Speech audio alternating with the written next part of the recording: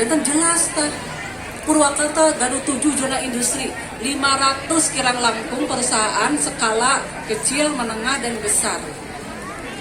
Tapi angka pengangguran tinggi, kan aneh. Berarti eta teh urang teh janten tamu di rumah sendiri.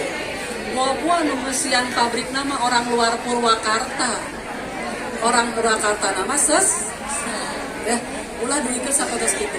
Kita akan terus berkomunikasi. Saya minta Pak Camat, para kepala desa, yuk ulang sasarengan gitu ya. Kemudian bersinergi dan berkolaborasi dengan pihak manapun.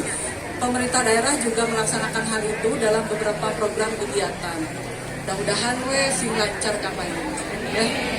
Ibu Bapak sadayana program gempungan ieu teh ngacakeutkeun Bu. Salah urang gaduh MPP Madukara, Mall Pelayanan Publik Madukara. Aya 3 kecamatan anu ngagaduhan gerai, jadi dilungsurkeun. Eta teh naon MPP Mall Madukara teh bentuknya sapertos mall tapi eusina pelayanan. Jangan ibu pami bade ngadamel naon atuh? Perizinan gitu nya teh kedah muter-muter. Pami kapukur mah kan muter ka dinas ieu, ka dinas ieu, ka dinas ieu. Upami di MPP mah calik we. Ibu pada ngadamel administrasi kependudukan. Nah, ini masuk bermasalah. Sim kuring titip, ibu kades titip ya.